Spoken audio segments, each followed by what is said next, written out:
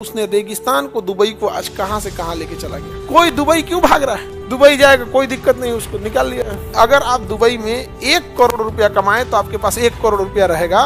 India में आप 1 करोड़ रुपया कमाएं, आपके पास मुश्किल से बचेगा आपके पास 35 लाख। और इतना ही नहीं, 35 लाख रुपया लिया टैक्स, दुनिया में सबसे ज्यादा असुविधा देगा सोमालिया टाइप का। तो उनका कहना है कि इनसे इतना ना नोच लो पैसा, ये अमीर है तो इनका बिजनेस बड़ा है, ये चिल्ला ना पाए, और अगर चिल्लाएंगे तो इनकम टैक्स का छापा, पुलिस का छापा, फायर एनओसी, तो बिल्डिंग बाय लॉज। एक दिन में 22 करोड़ रुपया दान देते हैं प्रतिदिन। सोचो कमाया कितना होगा। अभी कुछ हद तक निर्मला जी ने काम किया है। हमारे यहाँ ना भोथर दिमाग के है कि अगर आपकी सैलरी 12 लाख रुपए है तो आपको 1 रुपया टैक्स नहीं देना है।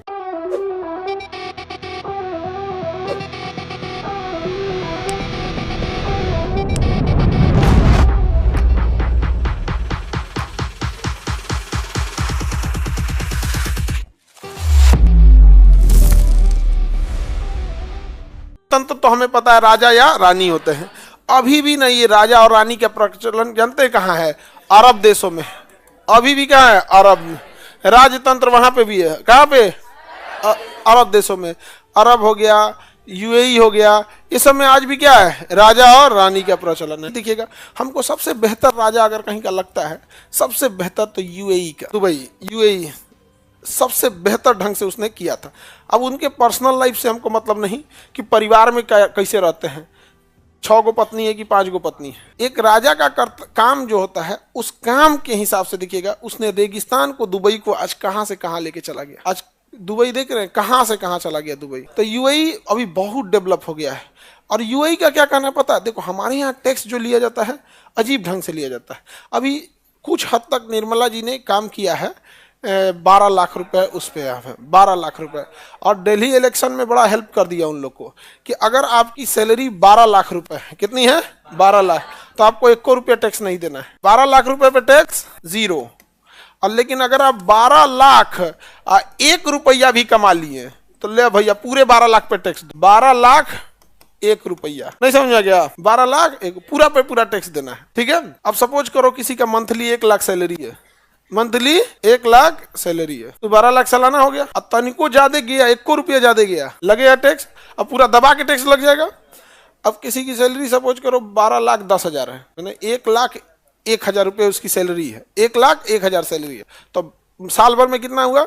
12 लाख 11,000, 12 लाख 11,000, 12 लाख 12,000, 12 लाख 12, और 12,000 का उसको क्या करना पड़ेगा? पूरा टैक्स देना पड़ेगा, पूरा का पूरा टैक्स देना। एक आदमी हमसे कहेंगे, सर एक काम कीजिएगा, हम कहें बताइए बताइए, क्यों नहीं, हम काम करने आएंगे लेकिन 5 दिन मेरा जानबूझ के एब्सेंट मार दीजिएगा। क्या है? 12 लाख से नीचे आना चाहिए। 12 लाख के क्या आना चाहिए? नीचे आना चाहिए। मतलब उधर टैक्स बना नहीं कि इधर जुगाड़ लगना चालू हो गया। तो ये बहुत अच्छी चीज है। इस बार का, अब तक का हमारी ताई जी का सबसे अच्छा काम था बजट वगैरह में। इससे काफी लोगों को फायदा होगा। लेकिन वो कहावत कहा जाता है, बेल पके तो कौआ के कहा। अरे बेल पकिए जाएगा तो क्या कौआ खा लेगा? नहीं खा पाएगा यहाँ पे। तो आप लोग को इससे क्या ही फर्क पड़ रहा है? तुम लोग 12 लाख वाले में अभी हो ही नहीं, चुपचाप टुकुर टुकुर देखो। यही ना देख पाएंगे, उसमें बहुत उठपटांगे। लेकिन अगर आप दुबई में जाइएगा ना, आप चाहे जितना कमा लीजिए, आपको जीएसटी नहीं देना है। आप जितना कमा लीजिए, आपको इनकम टैक्स नहीं देना है, इनकम टैक्स रिटर्न नहीं देना है। यानी अगर आप दुबई में 1 करोड़ रुपया कमाएं तो आपके पास 1 करोड़ रुपया रहेगा। इंडिया में आप 1 करोड़ रुपया कमाएं, इंडिया में हम कहते हैं 1 करोड़ कमाए तो बिना सैलरी दिए, बिना सैलरी दिए, बिना अपने बिजनेस जिस पे कर रहे हैं उसका रेंट दिए, बिना मेंटेनेंस और बिना एक्सपेंस, ये 3 चीज होता है। मेंटेनेंस पर डे का होता है। जैसे हम लोग ऑर्गेनाइजेशन चलाते हैं, पर डे 25-30 हजार मेंटेनेंस में चल जाता है। मेंटेनेंस इन द सेंस, कोई ना कोई एगो पंखा बिगड़ेगा, कहीं लाइट जाएगा, किसी दिन डीजल पेट्रोल खत्म हो जाएगा, इतनी गाड़ियां हैं इसमें पेट्रोल जाएगा, किसी दिन जनरेटर में जाएगा, 2-4 लड़का लड़की कोई ना कोई बेहोश होकर मेडिकल एक्सपेंस में जाएगा, कोई सामान टूटेगा, कोई चेयर टूटेगा, कोई बेंच टूटेगा, अभी माइक खत्म, कोई एक शॉर्ट सर्किट, कुछ ना कुछ हमेशा हुआ रहेगा। ऐसा हो ही नहीं सकता, इतना बड़ा संस्था चल रहा है यहाँ पे। आप लोग इतने हैं, आप लोग का देखिएगा तो मेंटेनेंस में चल जाएगा 10 रुपया पर डे का, 20 रुपया। कभी चाय पानी पी लेना, कभी कोई गेस्ट आ गए, नहीं आता है तो उनको क्या कहिएगा? जाइए उठ के, नहीं ना। तो मेंटेनेंस अच्छा खासा जाता है। तो इंडिया में अगर कोई संस्था है, अगर वो 1 करोड़ रुपया कमा रही है, तो उसका मेंटेनेंस अभी हम नहीं गिन रहे हैं, एक्सपेंस जो होता है रियल खर्चा वो हम नहीं गिन रहे हैं, ना ही बिजली बिल, ना ही रेंट, ना ही एम्प्लॉय की सैलरी, ये हम गिन ही नहीं रहे हैं। केवल गवर्नमेंट मार देगी इसमें से 1 करोड़ में से आपके पास बचेगा, जानते हैं 18% जीएसटी इनकम टैक्स देने के बाद 55 लाख। मतलब 1 करोड़ में ना 55 लाख तो ऐसे चल अबे करेगा आपके पास इतना। अब इसमें से आपको 55 लाख में जानते हैं क्या देना पड़ेगा? Maintenance, expense, electric bill, salary, rent, अब आपको इसमें से देना पड़ेगा। समझ में गया? यानी आप अगर इंडिया में कमा रहे हैं 1 करोड़ ना, तो आपके पास मुश्किल से बचेगा आपके पास 35 लाख। और अगर आप 35 लाख दे रहे हैं ना, तो गवर्नमेंट कहती कि ये अच्छा इंसान है, चोरी नहीं कर रहा है। समझ में आ रहा है कि नहीं आ रहा है? चोरी नहीं कर पा रहा। 1 करोड़ कमाएंगे तो इंडिया में कितना बचेगा? 35 लाख। दुबई में 1 करोड़। 1 करोड़। हमारे यहाँ ना भोथर दिमाग के है सब, समझे? भोथर दिमाग के। उन सबको पीटना की जरूरत नहीं है। दीवार जो नया नया जुड़ाए हो, जो प्लास्टर नहीं है ना, वो पे बादाम की तरह रगड़ के खत्म कर दे। देखो दुबई में रोजगार कैसे मिलता है। अब 1 करोड़ इंसान को कमाए तो कितना दिया, उसके पास बचा कितना? 35। उस इंसान की मेंटलिटी देखो कितना लहरेगा। तुम्हारा 10 रुपए का नोट, तुम्हारे जेब से 500 का नोट गिर जाएगा ना, तुमको 1-2-3 दिन अजीब टेंशन में रहोगे। जो 1 करोड़ कमाया उसके पास बचा कितना? और इतना ही नहीं, 35 लाख रुपया लिया टैक्स, दुनिया में सबसे ज्यादा असुविधा देगा सोमालिया टाइप का। वो 1 करोड़ में से टैक्स सुविधा को 35 लाख बचा, सरकारी हॉस्पिटल में जाएगा चुपचाप ऐसे रहेगा। एम्स में उसको सीट नहीं मिल सकता है, आईजीएमएस में बिना पैरवी नंबर नहीं लग सकता। उसको तकलीफ कब लगेगा? जब कोई एक विधायक आएगा ना, उसको खांसी हुआ रहेगा तो एम्स में सीट मिल जाएगा। और तुम वेंटिलेटर पे रहोगे ना, एम्बुलेंस में से निकलने नहीं देगा सब तुमको एम्स में। एम्स हम लोग के लिए बना ही नहीं है, ये तो सबसे बड़ी गलतफहमी है। नहीं समझे? अब तुम ऐश्वर्या राय को अपनी बुआ समझो तो तुम्हारी गलती है। तो तुम्हारी गलती है कि भाई वो तो एक हीरो हीरोइन है लोगों लोग। अब बस ठीक है, फिल्म अच्छी लगी, फिल्म खराब लगी, ये एम्स हमारे लिए, हम एक कॉमन आदमी के लिए नहीं है। खराब यही लगता है इस देश में यार, उसने टैक्स कुछ भी नहीं दिया और उसको सुविधा दे दी। इवन इतना नहीं, तुम वेंटिलेटर पे रहो, ऐसा लगता है ना, मतलब मरने वाले हो या कुछ भी, तुम्हें नहीं देखेगा। एक विधायक जी फोन कर देंगे, हमारे आदमी है, इसको एक बेड दे दीजिए। आप बिलीव नहीं कीजिएगा, बड़े हॉस्पिटल में एक वार्ड होता है फिक्स कि ये सरकार के लोगों के लिए है, ये विपक्ष के लोगों के लिए है, ये डीएम एसपी सरकारी कर्मचारियों के लिए, मतलब पावरफुल लोगों के लिए। तुम चला आया मरने के लिए, यहाँ पे सीट नहीं है। तुम्हें विश्वास नहीं हो, तुम पटना एम्स में दिखा लो। ले लिया था कहाँ पे? प्राइवेट में ले गए लोग, नहीं देखा, वो आईसीयू में लेके चल जाइए वहां से। ये अब अपनी हम मंत्री नहीं है जी। क्या प्रॉब्लम कहाँ है? ब्रेन में चोट लगा, एक्सीडेंट हो गया, ट्यूमर तो नहीं बना है, ऑपरेशन हुआ कि नहीं? अच्छा, तो अब न्यूरो फिजिशियन की जरूरत है, तो बैठ जाइए, अब 1-2 देखते हैं कोई न्यूरो फिजिशियन ठीक ठाक हो तो डॉक्टर में। अच्छा, मेडिकल में भी जानते हैं एक चीज, हम लोग को भी, मेरी पर्सनल समस्या समझो, अगर हम बताते हैं, सपोज कीजिए कि उसको ठीक हो गया तो ठीक है, नहीं होता तो फिर आगे कहता है कैसे डॉक्टर बता दिए सर। यार हम आपको क्या ही बता सकते हैं, हम तो यही बता सकते हैं कि पटना के 4-5 डॉक्टर है। तो 1-2 बार इसी चीजें हो गई ना, तो हमको थोड़ा सा अपने अंदर से लगता है कि भाई क्या बताए हम, नहीं समझे? ऐसा नहीं कि बमनी गलत है, लेकिन होता क्या है ना कि 1-8% के चक्कर में कभी कभी ऐसा हो जाता है, तो बड़ा उटपटांग लगता है। अब तुमको दुबई पे बताते हैं, ये तो यहाँ हो गया। अब तुम्हें क्या लग रहा है? ये इंसान मेंटल ट्रोमा में गया, क्योंकि 1 करोड़ कमाया, 35 लाख बचा। अब ये कहां चल जाएगा? मेंटल ट्रोमा में। यार कि हम कमा किसके लिए रहे हैं? सरकार के लिए? इंडिया में कोई अपने लिए नहीं कमाता है, सब सरकार के लिए कमाते हैं।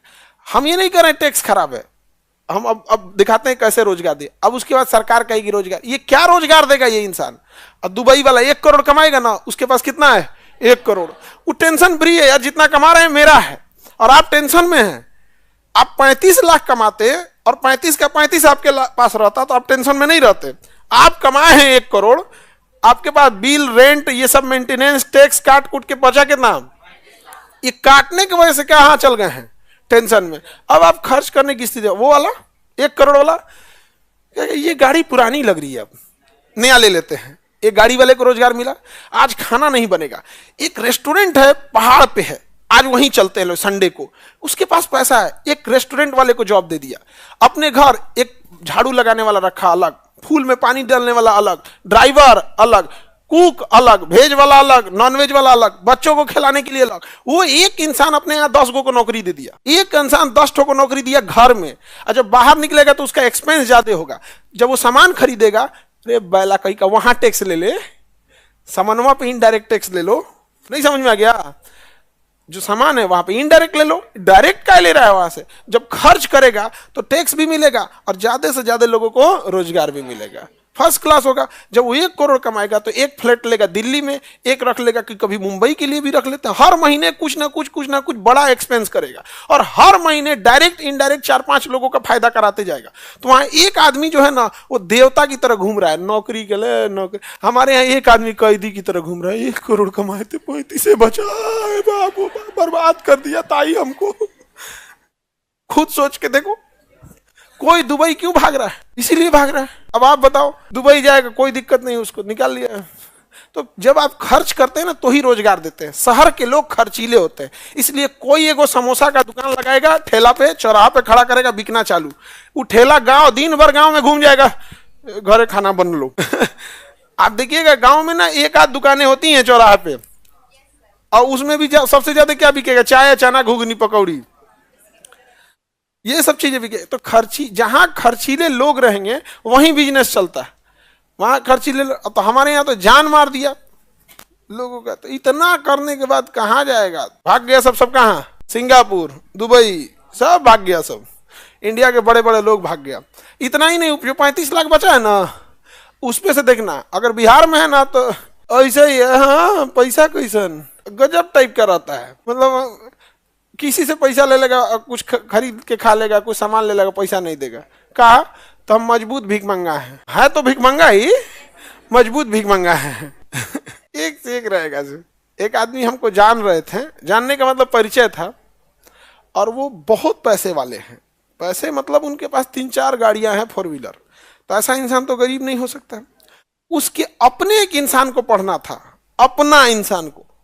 तो कहे कि सर इनका फीस कुछ कम कर दीजिएगा। हम कहे हम समझ नहीं पाए काम क्या है। बस वो जानते हैं आपको तो इसलिए कम करिए। वो हम उनको जानते हैं तो कम करिए। जिसके घर में 4 व्हीलर है वही आपके फाउंडेशन का 4-5-6 हजार फीस है, उसका कहना 50% दे दीजिए। केवल किस लिए? हम जानते हैं। तब हम कहे कि तो हम क्या किए ना, हम कहे कि रुक बताते तो इधर आ तोरा बताते, तुमको 4 व्हीलर रख ले।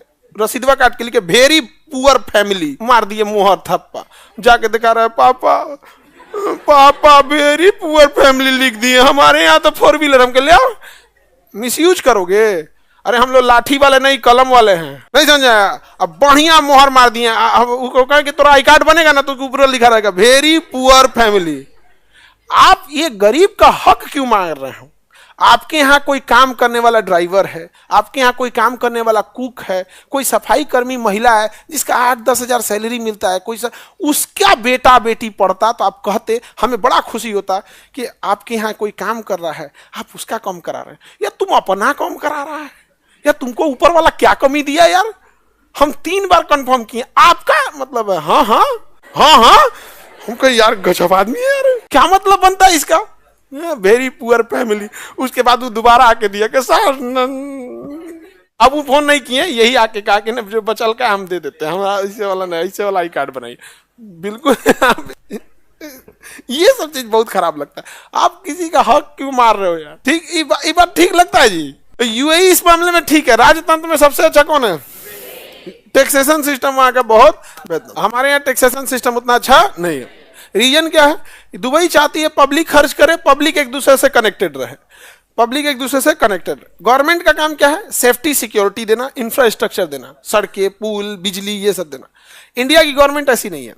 इंडिया का कहना है कि जितने अमीर लोग हैं उनकी संख्या कम है, जितने अमीर लोग हैं उनकी संख्या कम है, और मेजॉरिटी अमीर क्या है? पढ़े लिखे हैं या फिर एक खानदानी चलते आ रहा है।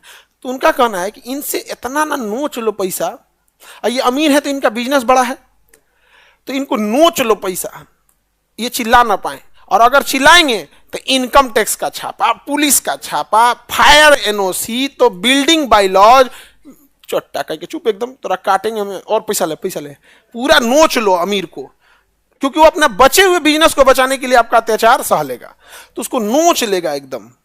ऐसा बिल्डिंग, ऐसा नहीं, ऐसा नियम कानून सिखाएगा ना, क्योंकि नियम बनाया ही जाता है। इंडिया में नियम बनाया जाता है कि आपको फ्यूचर में टॉर्चर करेंगे, समझा क्या? तो पूरा नोच लेगा।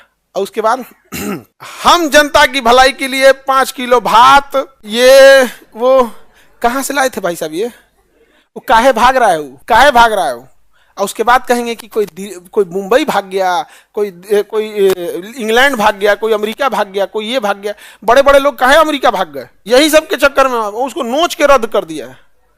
अब वो रहता तो रोजगार दिया रहता। वो मांगता क्या है?